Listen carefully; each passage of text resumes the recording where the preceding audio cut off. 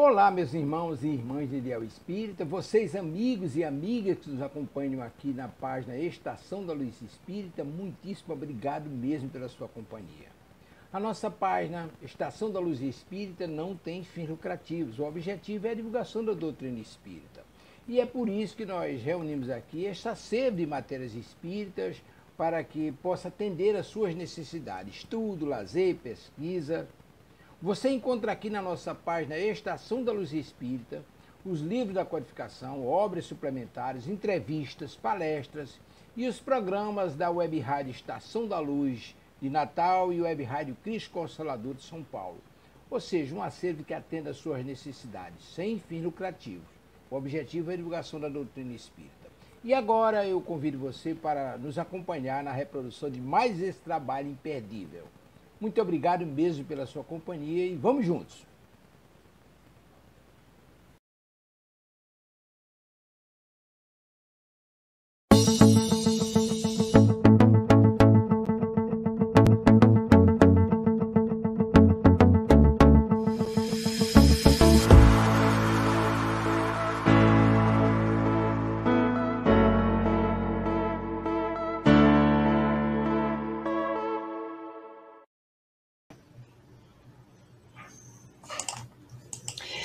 Olá, boa tarde, seja bem-vindo, seja bem-vinda. Iniciamos mais uma edição do programa O Evangelho em Espírito e Verdade pela Web Rádio Cristo Consolador, rogando ao nosso Mestre Jesus, nos abençoe e que possamos até o final estarmos aqui envolvidos pelas vibrações de paz e de amor. No programa de hoje, nós teremos neste início um tema diferente, porque já fizemos toda a vida e obra de Jesus, assim como o seu significado e aplicação dos seus ensinos, e a partir de hoje nós iniciamos o estudo do conteúdo de O Evangelho segundo o Espiritismo, de Allan Kardec. Olha ele aqui na tela, já estamos mostrando aqui o exemplar. Esta aqui é uma edição com a tradução do Herculano Pires, uma edição da LAC, a livraria Allan Kardec, editora. Na sequência, nós vamos estudar a última parábola de Jesus. Então, hoje iniciamos o estudo do Evangelho segundo o Espiritismo e encerramos o estudo das parábolas do nosso mestre. Na sequência, nós vamos dar início ao estudo da segunda carta de Paulo aos Coríntios. E vamos encerrar o programa com aquele espaço reservado a você que nos acompanha, porque vamos, então, responder às perguntas que nos são enviadas. Você conhece o Evangelho segundo o Espiritismo? Essa obra surgiu em 1864, lançada por Allan Kardec, e faz parte da chamada Codificação Espírita. É uma das obras básicas do Espiritismo. Nessa obra, Allan Kardec estuda com exclusividade os ensinos morais de Jesus. Portanto, no Evangelho segundo o Espiritismo, nós não vamos encontrar estudos sobre os chamados milagres, as curas e outras passagens da vida e da obra de Jesus. Kardec, instruído pelos espíritos superiores, faz estudo apenas e tão somente dos ensinos morais do nosso mestre, nosso guia e modelo. No capítulo 1, nós não vamos aqui fazer o estudo da introdução, nós vamos já para o capítulo 1, porque nesse capítulo, que Allan Kardec intitulou Não Vim Destruir a Lei, ele faz um preâmbulo, faz uma apresentação para mostrar, então, que existem, por assim dizer, três precursores, ou melhor dizendo, 2 precursores: Moisés, que é a primeira revelação, Jesus, a segunda revelação, e o Espiritismo, a terceira revelação. Revelação do quê? revelação da lei divina, do ponto de vista moral. E o tema de hoje é Moisés, esse legislador hebreu muito conhecido, muito falado, que, segundo pesquisas, historicamente, ele é o autor dos 5 primeiros livros do Velho Testamento, iniciando para aquele famoso que é o livro do Gênesis. Moisés também é muito conhecido, e ele já virou protagonista de filmes, de peças teatrais, de documentários e assim por diante, porque ele recebeu os famosos 10 mandamentos, as famosas 2 tábuas contendo os 10 mandamentos da lei divina. E a partir dali é que nós vamos ter o desdobramento do trabalho de Moisés, inclusive como um dos primeiros legisladores a criar o que vamos chamar aqui de um código civil, se podemos assim nos referir. Você conhece essa história, não conhece? A história dele, de como ele recebeu as 2 tábuas, tábuas ou pedras, depende aí da versão, onde foram esculpidos os 10 mandamentos. Na verdade, foi um fenômeno mediúnico, um fenômeno de escrita direta, porque os espíritos, ou como muitos creem, o próprio Senhor, o próprio Deus, escreveu diretamente lá na pedra, ou na tábua, ou na madeira, os 10 mandamentos. Portanto, Moisés foi médium de efeitos físicos. Ele que estava ali no Monte Sinai e recebeu, então, os 10 mandamentos que ele vai entregar ao povo judeu. Vamos conhecer ou recordar esses 10 mandamentos. Allan Kardec, logo aqui no item 2 do primeiro capítulo do Evangelho segundo o Espiritismo, ele reproduz os 10 mandamentos para que possamos, então, recordá-los. Eles são os seguintes, vamos lá. Primeiro, eu sou o Senhor teu Deus, que te tirei da terra do Egito, da casa da servidão. Não terás deuses estrangeiros diante de mim. Não farás para ti imagens de escultura, nem figura alguma de tudo o que há em cima no céu e do que há embaixo na terra, nem de coisa que haja nas águas debaixo da terra. Não adorarás, nem lhes darás culto. Segundo mandamento, não tomarás o nome do Senhor teu Deus em vão. Terceiro mandamento, lembra-te de santificar o dia de sábado. Quarto, honrarás a teu pai e a tua mãe, para teres uma dilatada vida sobre a terra, que o Senhor teu Deus te há de dar. Quinto mandamento, não matarás. Sexto, não cometerás adultério. Sétimo, não furtarás. Oitavo mandamento, não dirás falso testemunho contra o teu próximo. Nono, não desejarás a mulher do próximo. E, finalmente, o 10º e último mandamento, não cobiçarás a casa do teu próximo, nem o seu servo, nem a sua serva, nem o seu boi, nem o seu jumento, nem outra coisa alguma que lhe pertença. Esses são os 10 mandamentos recebidos por Moisés. Os historiadores consideram que Moisés viveu entre 1000 a 2000 anos antes de Cristo. Não há consenso nessa datação histórica, mas entre 1000 e 1500 anos antes de Cristo é mais considerado.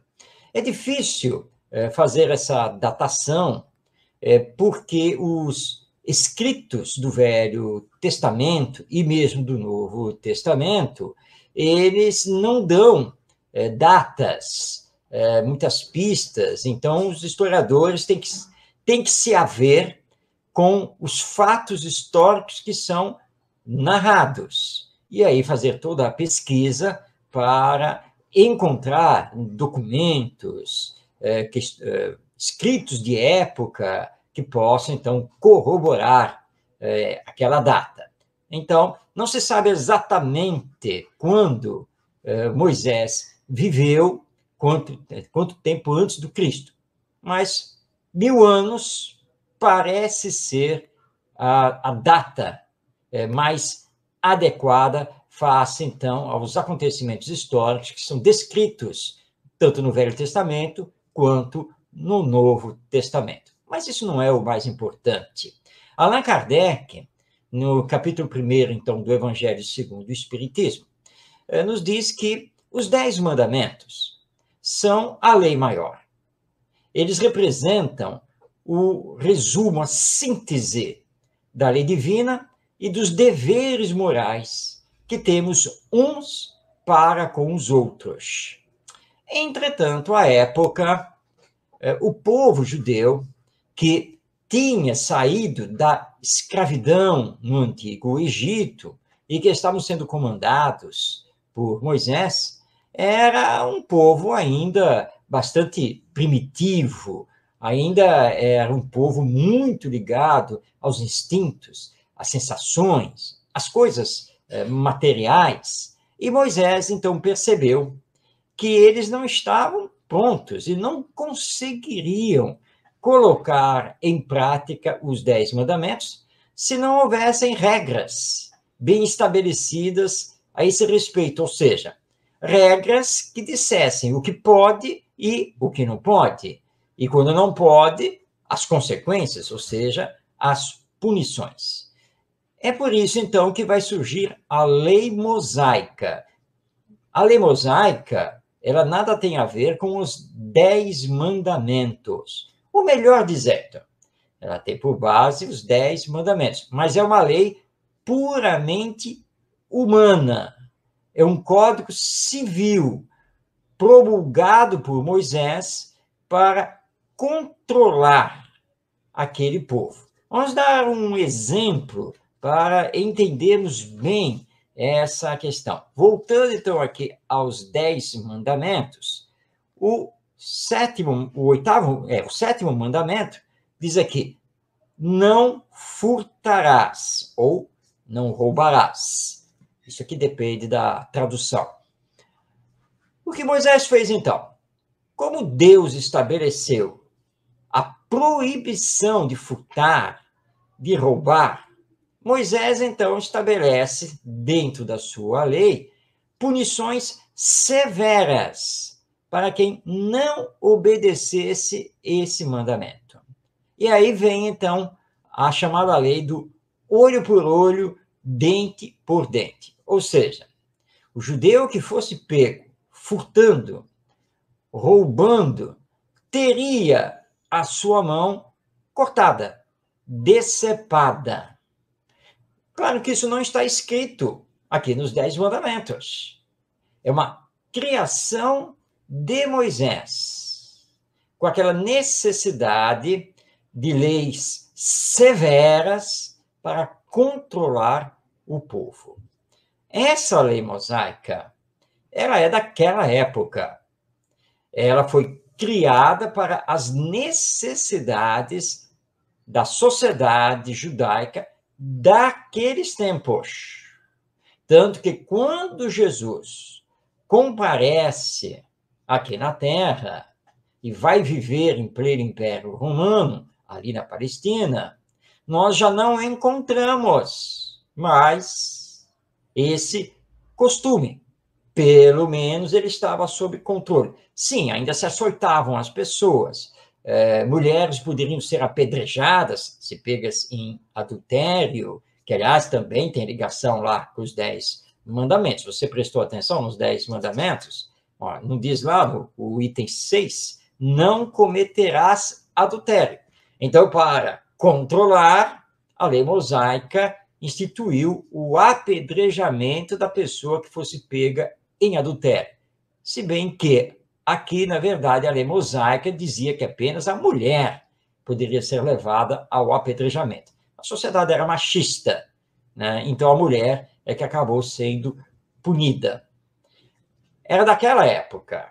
Obviamente que leis humanas são suscetíveis de modificação conforme o tempo histórico, conforme os novos entendimentos, conforme o nosso progresso moral. Então, não confundamos os 10 mandamentos que que vieram diretamente da espiritualidade maior com a lei mosaica. Os 10 mandamentos, eles são para todos os tempos e todos os seres humanos. A lei mosaica foi de uma época essa já ultrapassada e que, portanto, nós não podemos querer vivê-la porque ela não tem mais nada a ver com a civilização humana, não tem mais nada a ver com todo o progresso intelectual, técnico e moral que já realizamos.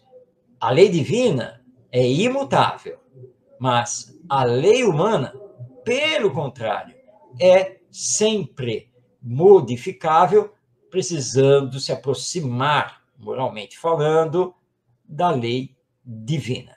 Moisés, então, foi o grande precursor, foi o primeiro revelador do funcionamento da lei divina. Por isso, ele é muito importante dentro desse aspecto. Mas a sua lei, a conhecida lei mosaica, a lei de talião, do olho por olho, dente por dente, isso foi bastante humano, de uma época e que nós estudamos apenas do ponto de vista histórico, mas que não há razão de ser para querermos aplicá-la nos dias atuais. O que precisamos fazer é aplicar os 10 mandamentos.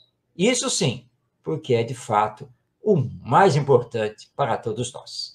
Então, hoje conhecemos a figura de Moisés, que é a primeira revelação. Semana que vem, nós vamos conhecer a figura de Jesus, que é a segunda revelação. Mas isso já é conversa para o próximo programa, porque agora nós vamos entrar no segundo bloco, que é dedicado a estudar as parábolas do nosso mestre Jesus. É isso mesmo, exatamente o que eu anunciei aqui no começo do programa. Hoje vamos estudar a última parábola. Estudamos mais de 40. Você sabia que tem mais de 40 parábolas de Jesus no Evangelho? É isso mesmo. E hoje, então, é a vez da parábola do fariseu e do publicano. Antes de fazer a leitura aqui da parábola, deixa eu fazer um esclarecimento a respeito de fariseus e publicanos. À época de Jesus, os judeus se dividiam em várias seitas religiosas.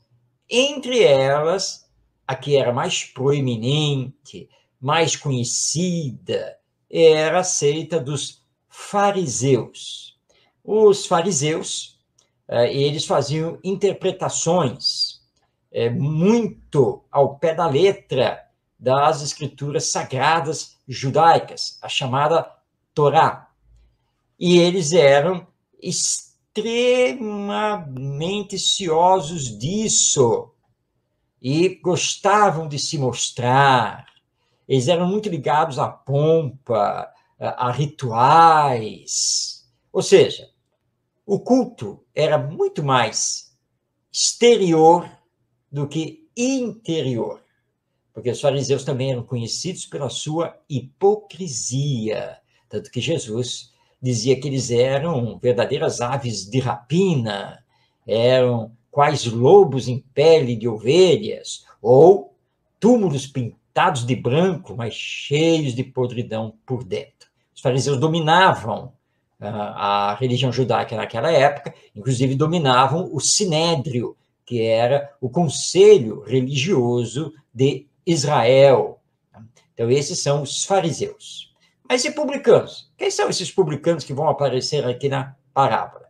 Bem, no Império Romano, publicano era toda e qualquer pessoa, fosse cidadã romana ou não, que trabalhava na coletoria de impostos, ou seja, que coletava, que recebia os impostos. Portanto, o publicano trabalhava sempre para o Império Romano. E era costume dos romanos contratar nas diversas regiões do Império os nativos para fazer isso. Nós sabemos, nas narrativas evangélicas, que o discípulo Mateus, ou Levi, era um publicano. Ele trabalhava na coletoria, é ele que recebia e contabilizava, registrava o pagamento dos impostos. E os publicanos eram muito mal vistos pelos judeus, ainda mais sendo um judeu publicano, como era o caso de Mateus. Então, os fariseus eram os religiosos judeus que dominavam na época com as suas interpretações da Torá, e os publicanos eram os judeus que trabalhavam para os romanos na cobrança dos impostos. Então, vem Jesus para nos ofertar a parábola do fariseu e do publicano, que está registrada no Evangelho segundo Lucas, no seu capítulo 18, seu capítulo 18, versículos 9 a 14. A parábola é a seguinte. Propôs também a seguinte parábola a alguns que confiavam na sua própria justiça e desprezavam aos outros. Subiram 2 homens ao templo para orar, um fariseu e outro publicano. O fariseu, posto em pé, orava dentro de si desta forma: ó Deus, graças te dou, que não sou como os demais homens, que são ladrões, injustos, adúlteros, nem ainda como este publicano. Jejuo 2 vezes por semana e dou o dízimo de tudo quanto ganho. O publicano, porém, estando a alguma distância, não ousava nem ainda levantar os olhos ao céu, mas batia no peito, dizendo: ó Deus, sê propício a mim, pecador. Digo-vos que houve uma falha aqui do texto aqui. Digo-vos que este será justificado para a sua casa, e não aquele, porque todo o que se exalta será humilhado, mas o que se humilha será exaltado. Então, esta é a parábola do fariseu e do publicano. Acredito que você que está aí nos acompanhando, querido ou querida telespectador, telespectadora, percebeu, então, que o fariseu estava fazendo uma oração com muito orgulho. Ele dirigia o pensamento dele a Deus, mas dizendo: Senhor, olha, eu sou o justo, eu obedeço à lei, eu sou diferente de todos os demais, porque a maioria dos homens são pecadores. E, em comparação com este publicano que está aqui também no templo para orar, ó Senhor, eu sou muito melhor do que ele, porque eu cumpro todos os rituais, eu pago o meu dízimo ao templo. Então, olha para mim e salva a minha alma. Essa é a oração do fariseu. O publicano que está lá ao lado, sem coragem de olhar para o céu, ele está lá contrito, cabisbaixo, bate no peito. Senhor, me perdoa. Eu sei que eu sou um pecador, mas, pela sua misericórdia, me ajude. Que diferença, não é mesmo? Enquanto o fariseu fazia uma oração com o maior orgulho do mundo, o publicano mostrava o contrário, humildade. O que Jesus quis, então, nos ensinar com essa parábola? A necessidade de combatermos o orgulho, a necessidade de desenvolvermos a humildade. E que a verdadeira fé não está no jogo de palavras. A verdadeira fé não está nos rituais exteriores. A verdadeira fé não está nas vestes. A verdadeira fé não está na doutrina religiosa que se segue, como era o caso do fariseu. Verdadeira fé requer sentimento. Porque Deus só tem olhos para isso. Sentimento. O que é exterior, o que é ligado à matéria, o que é ligado aos vícios morais, tudo isso fere a lei divina. Então Jesus nos mostra e nos diz no final, em verdade, eu vos digo que este último, o publicano, este será salvo. Este receberá 100 por 1, porque ele combateu em si o orgulho. Ele está fazendo uma oração sincera e rogando ao Pai que o auxilie para que ele possa melhorar. Enquanto o fariseu, orgulhoso, está dizendo que ele é o melhor ser humano do mundo. E, inclusive, mentalmente, na sua cabeça, ele está pisando em cima de todo mundo. Está desconsiderando todos os seus irmãos e irmãs aqui na Terra. Ele vai receber o que merece perante a lei divina, com toda certeza, e vai ter que sofrer para baixar esse orgulho. Mas o publicano, que humildemente está se colocando, este será salvo. Esta lição da parábola do fariseu e do publicano é muito importante e muito bem entendida por nós espíritas, porque os espíritos estão sempre chamando a nossa atenção que precisamos nos melhorar, precisamos realizar a nossa transformação moral, que é preciso combater o egoísmo e o orgulho, que estão na raiz de todos os vícios, de todas as paixões, enfim, de todos os males. E que aquilo que fazemos aqui na Terra, Deus sabe. E não adianta, numa oração ou prece, falar coisas, dizer coisas ou pensar coisas que não refletem a nossa realidade. Porque Deus sabe de nós. Deus sabe o que fazemos e o que deixamos de fazer. Deus sabe quem somos, como somos. Então, não é a pompa de uma oração cheia de rituais, não são palavras escolhidas que vão nos salvar. O que nos salva é a realização da caridade, do bem ao próximo.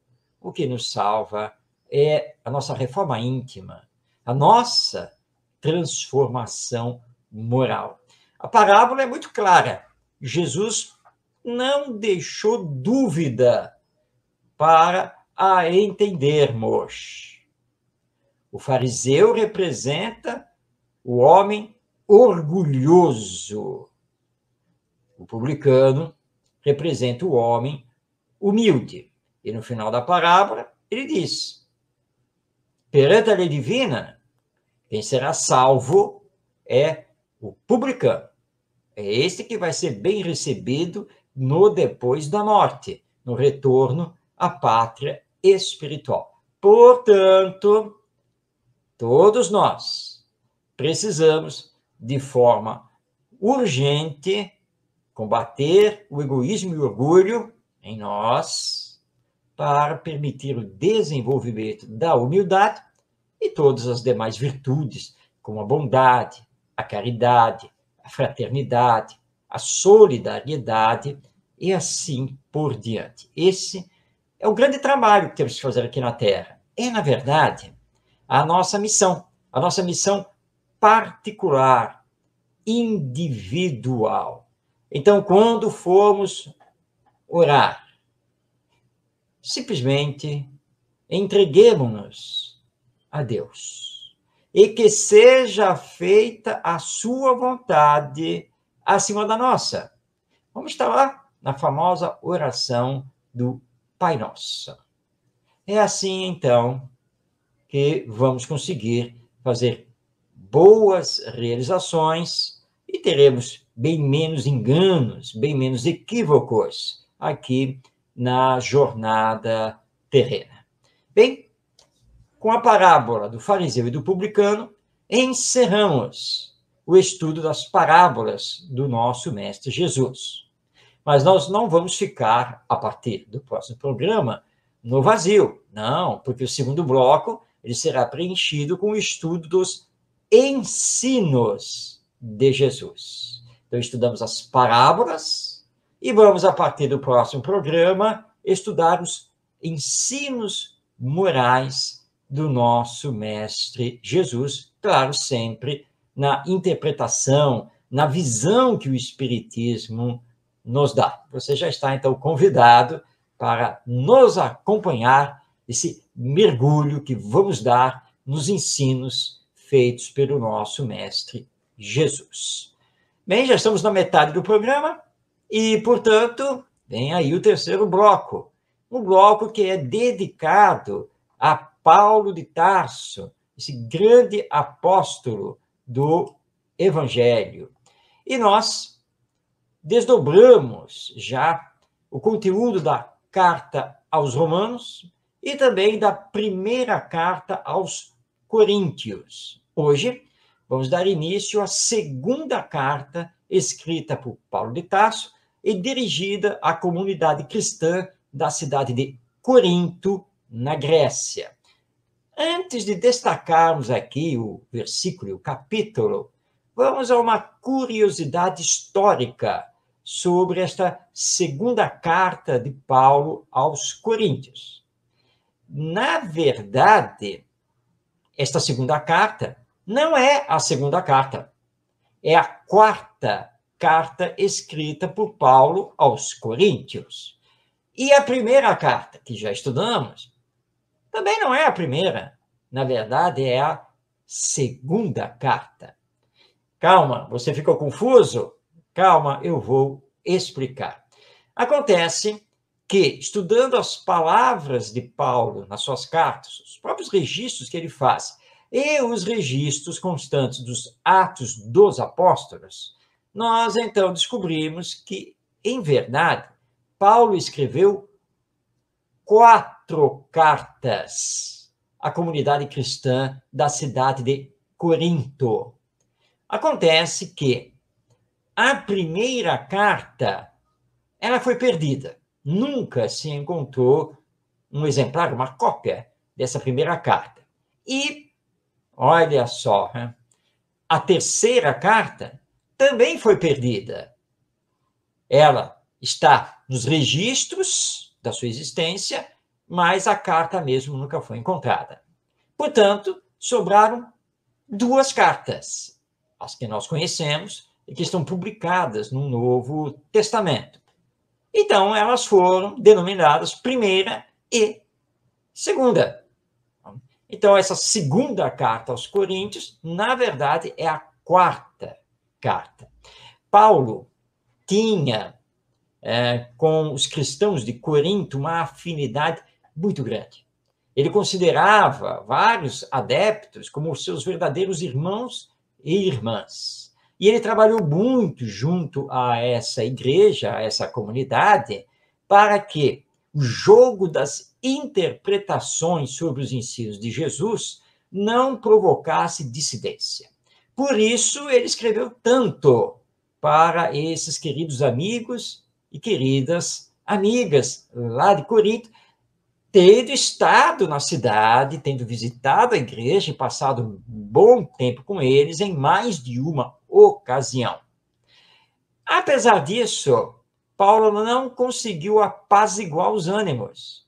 Quem conseguiu fazer isso, em nome dele, foi Tito, seu discípulo. E aí é quando vem a última carta, a quarta, que é a segunda aqui do Novo Testamento, e que é uma carta que se considera que é uma carta assim, bastante afetiva, e onde Paulo mostra o seu contentamento, porque as discussões, as dissensões tinham terminado. Então, essa é a curiosidade histórica desta segunda carta de Paulo de Tarso aos Coríntios. Como temos avisado aqui em todos os programas, nós não vamos fazer o estudo completo da carta, versículo por versículo. Nós escolhemos alguns versículos que consideramos muito importantes, que têm a ver com os ensinos morais do nosso Mestre Jesus, para podermos, então, fazer a sua interpretação à luz da doutrina espírita. Então, hoje, iniciando o estudo da segunda carta de Paulo aos Coríntios, vamos destacar o versículo 5 do capítulo 4, que é o seguinte: não proclamamos a nós mesmos, mas Cristo Jesus, Senhor. Quanto a nós mesmos, apresentamo-nos como vossos servos por causa de Jesus. A palavra de Paulo, ela é eloquente quanto à necessidade de sermos humildes. Aliás, exatamente o que acabamos de estudar na parábola do fariseu e do publicano. Paulo sabia exatamente o lugar que compete ao trabalhador do Evangelho, ao divulgador do Evangelho. Por quê? Porque não existe maior glória do que servir ao Cristo, sem esperar recompensa.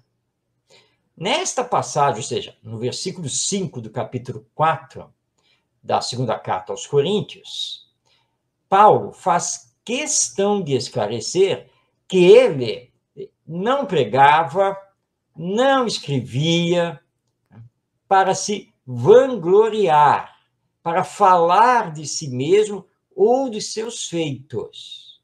Mas ele falava e escrevia, viajava, sempre para enaltecer Jesus. Pois sem o Mestre, não haveria a doutrina do amor, pela qual ele, Paulo, se batia com toda a fé. Sem Jesus, não existe o Evangelho, que Paulo procurava representar da melhor forma possível. Então, ele escreve à comunidade de Corinto para dizer: eu, Paulo, eu não proclamo a mim mesmo. Eu, Paulo, falo de Jesus, o Senhor de todos nós. Eu, Paulo, em verdade, sou um servo de Jesus, um servo da causa maior, que é o Evangelho. E, portanto, é consequência natural da compreensão desse texto de Paulo, todos nós que nos dizemos cristãos, todos que trabalhamos pela causa do Evangelho, devemos falar de Jesus e nunca de nós mesmos, porque os nossos feitos são pela causa do Evangelho. É Jesus que tem que ser exaltado. Nós estamos aqui na Terra apenas de passagem. Somos meros aprendizes, e aprendizes muito falhos. E Paulo ainda vai além, porque ele se declara servo também das comunidades cristãs, que ele era um simples trabalhador da seara do Evangelho, em nome de Jesus. Nós espíritas somos simples trabalhadores da doutrina espírita, em nome de Jesus, porque o espiritismo é doutrina cristã, tem por base o Evangelho nos seus ensinos morais. Não somos nada e não temos que procurar nenhum tipo de destaque.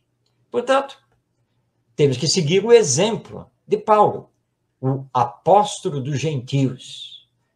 Ou seja, nós espíritas, nós cristãos de uma forma geral, não temos que esperar absolutamente nada em troca do nosso trabalho de divulgação do Evangelho e, especificamente, do Espiritismo. Nem mesmo o reconhecimento de nossas habilidades e competências pelos que comungam do mesmo ideal. Se tivermos algum tipo de destaque, que isso aconteça de forma natural, pelo trabalho que desenvolvemos, pelo bem que estamos conseguindo prodigalizar, mas não que procuremos fazer desta ou daquela maneira o nosso destaque dentro do movimento espírita, dentro do movimento cristão. Se isso acontecer, vamos agradecer a Deus, nosso Pai, a Jesus, nosso Mestre, e trabalhar para manter a humildade. Aliás, a humildade, ela é característica de elevação espiritual, de quem combate incessantemente em si, não é nos outros, mas combate em si o orgulho e o egoísmo, a vaidade e a prepotência, não se deixando levar nem por elogios e nem por recomendações, que estão sempre batendo à nossa porta, e também não se incomodando com o aparente descaso em que se vê relegado. Mesmo porque nós não precisamos de destaque. E quem procura destaque aqui na Terra já recebe o que tem que receber. Nós temos que procurar o destaque espiritual pela nossa moralização. Portanto, sejamos humildes e estejamos apostos para trabalhar, para estarmos prontos quando vier o chamado. Por isso, então, lembrando aqui, João Evangelista, lá no seu Evangelho, no versículo 22 do capítulo 21, quando ele nos lembra a recomendação de Jesus. Que te importa quanto a ti? Segue-me. Ou seja, não se dê importância, mas simplesmente siga Jesus. Como fez Mateus. A história é conhecida. Jesus se aproxima da entrada da coletoria, onde Mateus trabalhava na cobrança dos impostos. Ele olha para Mateus, Mateus olha para Jesus e, segundo a narrativa do próprio discípulo, Jesus aponta para ele, que está lá sentado à mesa, e diz simplesmente, segue-me. E Mateus anota, e ele o seguiu. Ou seja, Mateus largou o trabalho e foi seguir Jesus. O maior no reino dos céus, na verdade, é aquele que se faz menor no mundo terreno, no sentido de trabalhar pelo bem e pelo amor do próximo, sem alarde, estendendo as benesses da caridade material e moral a todos, e sem aparecer. Pelo contrário, o menor no reino dos céus é o que se faz maior no mundo terreno, pois aqui ele já ganhou o que merecia, ou seja, ele já ganhou o aplauso dos homens e das mulheres, ele já ganhou o reconhecimento da sociedade humana, após alardear o que ele faz, ou que normalmente oculta algum interesse pessoal não revelado. Esse será o menor no mundo espiritual depois da morte. Mas aquele que faz a caridade, que faz a bondade e que não aparece, esse será o maior no depois da morte. Sejamos, portanto, humildes. Vamos fazer a caridade, mas não precisamos mostrar que a estamos exercendo. E vamos entregar a Deus o nosso futuro, porque Ele sabe de nós e Ele sabe o que é mais importante para cada um de nós. Então, estudamos aqui um dos primeiros versículos aqui que destacamos, da segunda carta de Paulo de Tarso aos Coríntios. Vamos continuar esse estudo na próxima semana, próximo programa. Não perca esse estudo que estamos, então, realizando das cartas de Paulo de Tarso. Nosso relógio está dizendo que nós estamos entrando para o quarto e último bloco aqui do programa O Evangelho em Espírito e Verdade. Esta última parte do programa, ela, na verdade, é feita por você, que nos assiste, que nos acompanha. Porque você, tendo alguma dúvida, envia essa dúvida, faz uma pergunta. Você pode fazer isso pelo chat, tanto do Facebook quanto do YouTube, da Web Rádio Cristo Consolador. E nós vamos aqui recepcionando as perguntas e trazendo-as para poder elucidar à luz do Espiritismo. Nós recebemos aqui uma pergunta feita por um querido companheiro do movimento espírita, também estudioso, faz parte do Centro Espírita e de grupos de estudo online. É a pergunta do Cláudio Damasceno, ele é daqui da cidade do Rio de Janeiro, de onde estamos transmitindo o programa. Ele faz a seguinte pergunta: afinal, Jesus nasceu em Belém ou em Nazaré? Seu nascimento terá sido como descrito pelos evangelistas? Cláudio, se pegarmos, então, o Novo Testamento, os 4 evangelhos, ou seja, os evangelhos de Mateus, Marcos, Lucas e João, nós vamos ver que Mateus e Lucas são os evangelistas que descrevem a cena do nascimento de Jesus.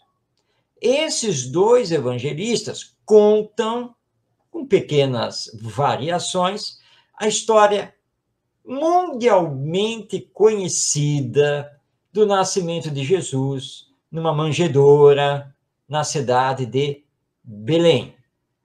Acontece que as pesquisas históricas e mesmo as comunicações dos espíritos refutam essa narrativa.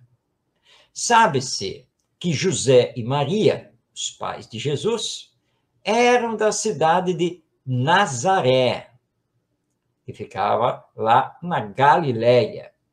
Belém é uma cidade que fica em outra região da Palestina, mas é a cidade berço do famoso rei Davi.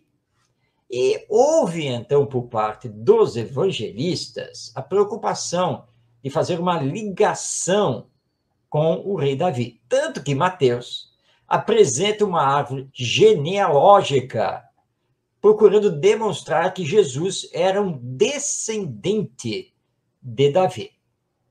Mas estudos já mostraram que essa árvore genealógica tem vários erros, vários equívocos e lacunas. Então, nós espíritas acreditamos que a verdadeira história é do nascimento de Jesus em Nazaré, a cidade berço, a cidade natal dos seus pais, José e Maria. E que, portanto, essa história do nascimento em Belém, por causa lá da viagem do censo romano e também porque havia o rei Herodes, que era o rei dos judeus, havia lá determinado que os primogênitos, ou seja, os primeiros filhos, de até 2 anos de idade fossem mortos. E aí, então, eles teriam ido para Belém, e de Belém teriam ido para o Egito para fugir de tudo isso. Mas acontece que os historiadores não conseguiram encontrar pistas, documentação, nada que realmente comprove essa história. Então, é mais natural pensarmos que o nascimento foi mesmo lá em Nazaré e de uma forma ainda mais humilde, mais simples do que essa narrativa, que depois vai ter a visita lá dos chamados 3 reis magos e assim por diante. José e Maria eram pobres. José era um carpinteiro. Nazaré era uma aldeia, um vilarejo. Nada mais do que isso. Portanto, o nascimento de Jesus foi bastante singelo, simples, para nos dar a dimensão do quanto é importante a humildade. É nisso que nós acreditamos. Mas muitos espíritos, tanto através do Chico Xavier, do Divaldo Franco e outros médiuns, eles utilizam a narrativa do nascimento em Belém, lá da manjedoura. Sim, porque isso faz parte da nossa cultura. E não há como tirar isso. Como é a questão da data do nascimento de Jesus? Hoje já se sabe, e os espíritos já corroboraram essa informação, que Jesus não nasceu no dia 25 de dezembro. Isso foi uma composição humana, por causa de uma festa existente. Mas faz parte da nossa cultura. Para Jesus e também para Deus, nosso Pai, pouco importa. Se continuamos a acreditar no símbolo da manjedoura, no nascimento em Belém, na estrela, nos reis magos, pouco importa. Desde que nos entendamos a respeito da mensagem, do seu conteúdo, que é a mensagem, então, do amor que vem à Terra, a mensagem da humildade. Isso é que é o mais importante. E não ficarmos aqui discutindo e debatendo interminavelmente a documentação histórica e as revelações espirituais a respeito do nascimento de Jesus, ou seja, onde ele nasceu, como foi o seu nascimento, porque nós estaríamos fazendo um desvio de foco. Porque o mais importante é estudarmos, compreendermos e vivenciarmos os seus ensinos morais. O resto, pouco importa. Não vai mudar absolutamente nada. Saber se ele nasceu nesta ou naquela cidade, deste ou daquele jeito. Mas é simbólico.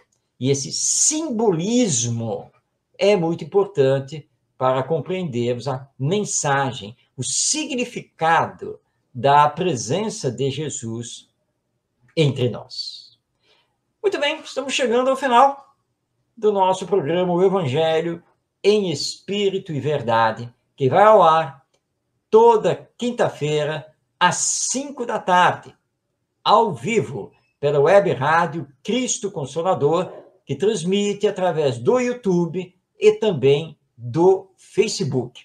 O vídeo do programa fica disponível no canal da web rádio Cristo Consolador no YouTube. Então, você pode aí nos assistir quando você quiser, basta acessar o canal lá do Cristo Consolador no YouTube. Rogando aqui ao nosso Mestre Jesus que nos abençoe, que possamos continuar nossos estudos e a nossa jornada terrena, envolvidos nas vibrações do amor ao próximo, que possamos, então, ter uma semana de paz, de felicidade, de boas realizações e nos encontrarmos novamente aqui, semana que vem. Não esqueça, quinta-feira, às 5 da tarde. Deus, nosso Pai, nos abençoe. Muita paz em seu coração. Receba o meu abraço. Até semana que vem.